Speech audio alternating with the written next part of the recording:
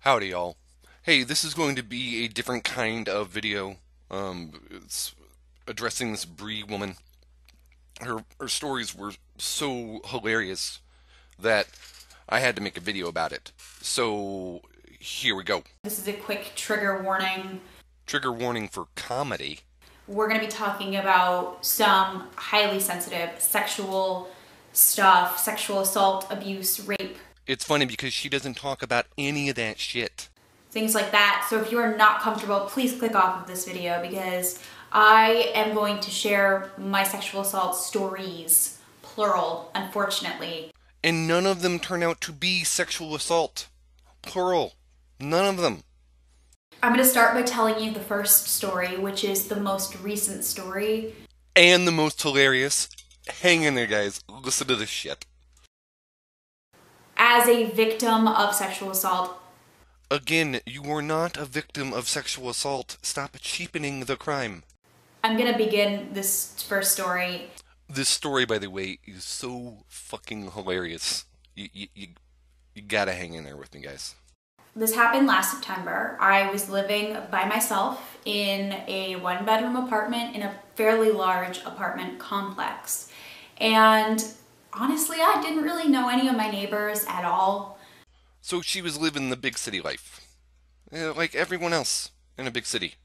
Everyone just kind of passed by, and I, for some reason, met my next door neighbor when we were walking down the street, and he said that he had seen me around, and something I could tell was off about him. Just what was off about him was that he wasn't attractive. Like the way he was walking and slumped over, and he had that creepy perv walk and that, slump that all the pervs have. All perverts slump over. They're all slumped. I just knew. You just know. Like, you have...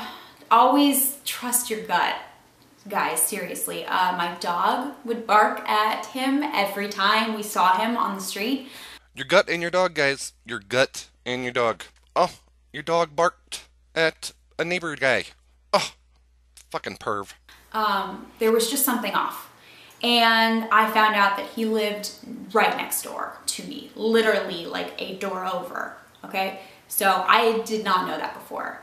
And he started popping up more and more, and he would ask me to hang out with him. So what's happening here, and she should know this, the guy probably found her attractive because she's not a bad looker. She's kind of stacked up on the top there. She's red hair, redheads, hey, kind of crazy. She looks kind of like Faye Reagan, if anyone knows who that is. And yeah, she keeps shooting him down, probably because he was unattractive. And the dog probably read her body language. Yeah, what? God. And I'm sure none of this was said before. Oh, yeah, hold on, guys. Hold on. And I would always say, oh, you know what? I'm really sorry. I'm just busy.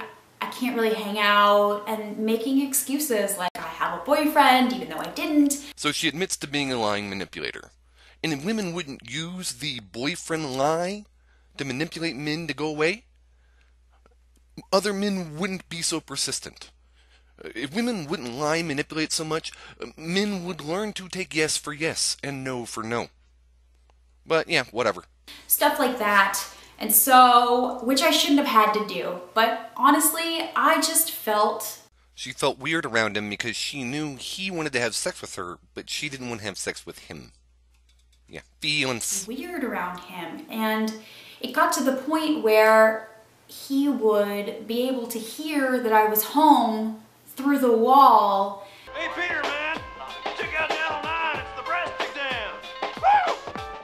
And so he would come over to my apartment and knock on the door, and I would sit in my kitchen holding a knife, pretending not to be home, because he would knock. What an asshole. I mean, he would knock. He would knock. What a cock-sucking, misogynistic asshole. And then wait. 2 minutes would go by, then I would hear a knock again, and it would just go on until eventually I had to answer the door and say, I'm really busy right now, sorry.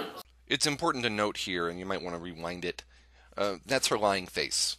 Like Stardust pointed out with that one dude, and I'm going to point out another video in the future, but that's her lying face. He somehow found me on Twitter. I didn't tell him my last name. I don't know how he found me. Wow, so he used social media, and he knows how to use the internet. I can tell you how he found you. It's called the internet. That's the scary part. No, the scary part is people like you have Twitter accounts and tweet. That's the scary part. And sad.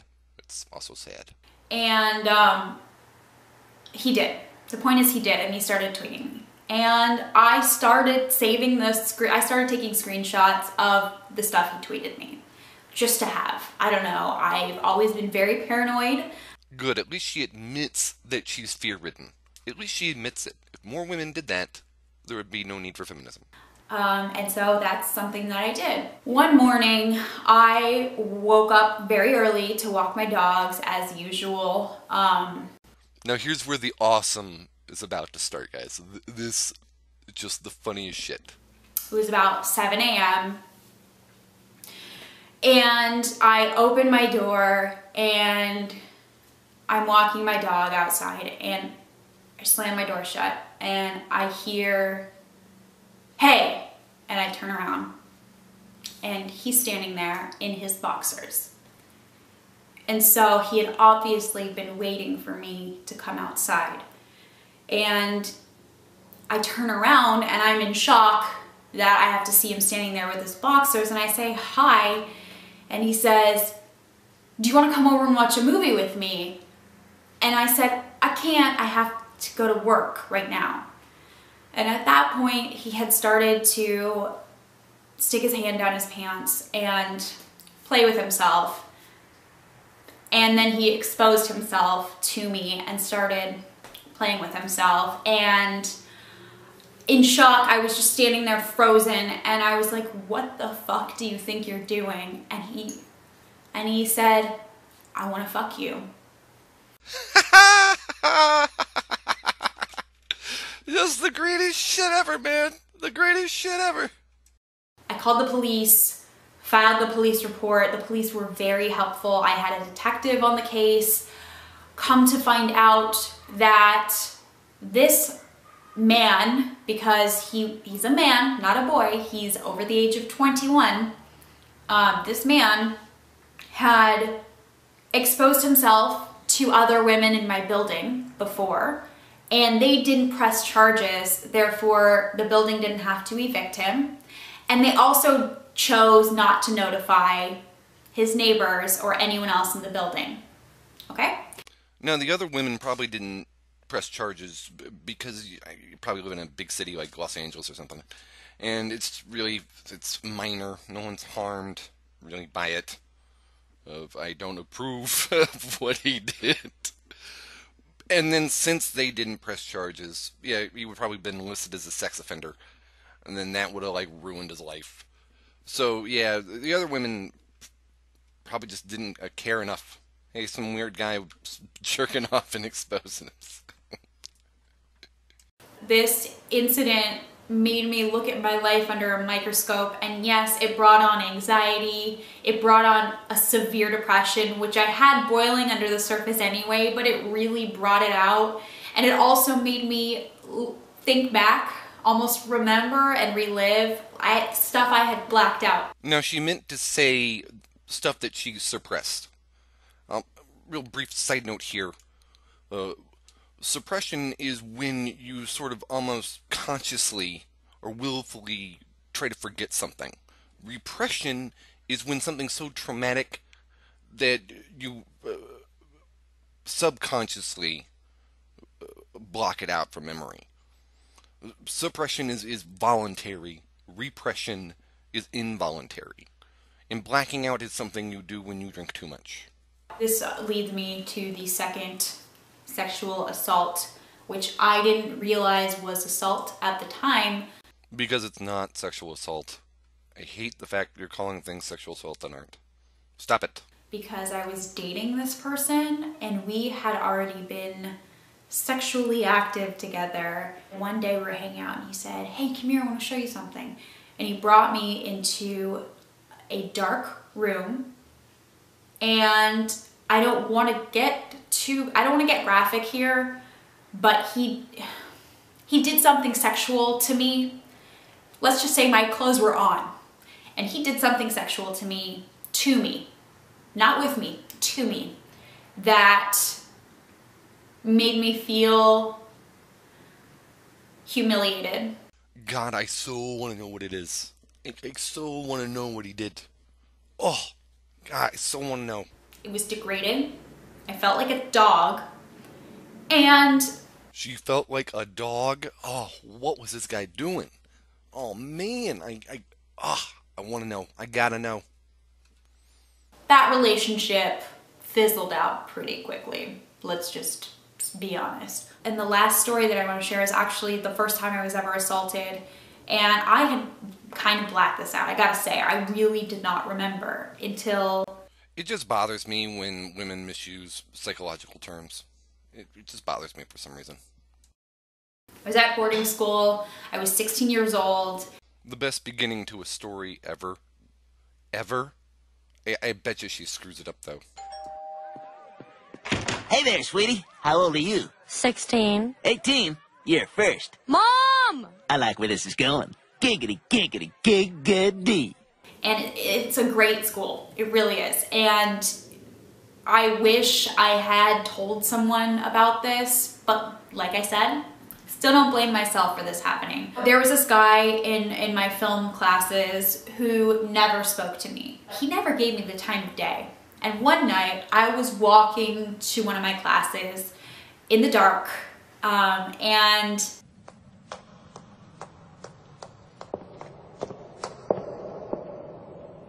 Giggity. I just see a figure coming out, and he sees me and I see him, and I just kind of nod at him like, hey.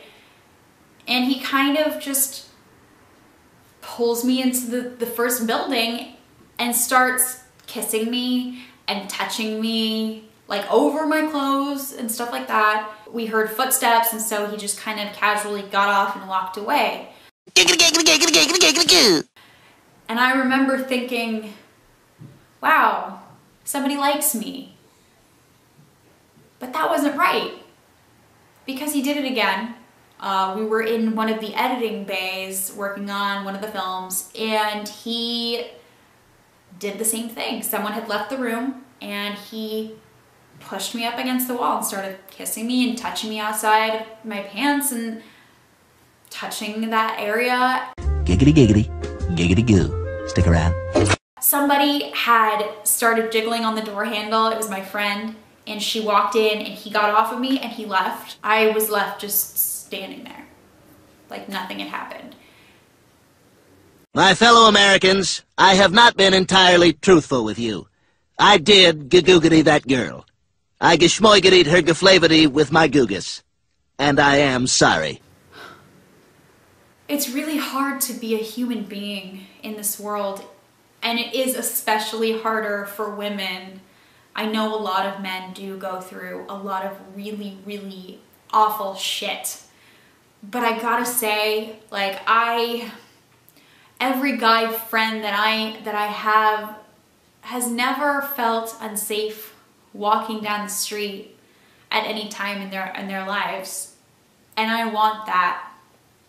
I am very envious of that, and that's when I think of the word feminism. Yeah, there are a lot of inequalities between men and women, but that's what I'm going for. I don't hate men. I love men. I think men are wonderful. And I love women. And I think that people roll their eyes at a word that they don't understand. I don't want to be called a bitch or a slut or overly sensitive. And I don't want men to have to feel like they have to be tough all the time, that they can't cry, that they can't talk about their feelings, that they can't share their experiences with stuff like this, which happens all the time, but we really just don't hear about that stuff. And I hate the fact that a lot of men don't feel comfortable coming forward talking about it because their masculinity will be questioned. Dear Diary, jackpot. Alright, I'm just going to end it there. The rest of her video just yammers on.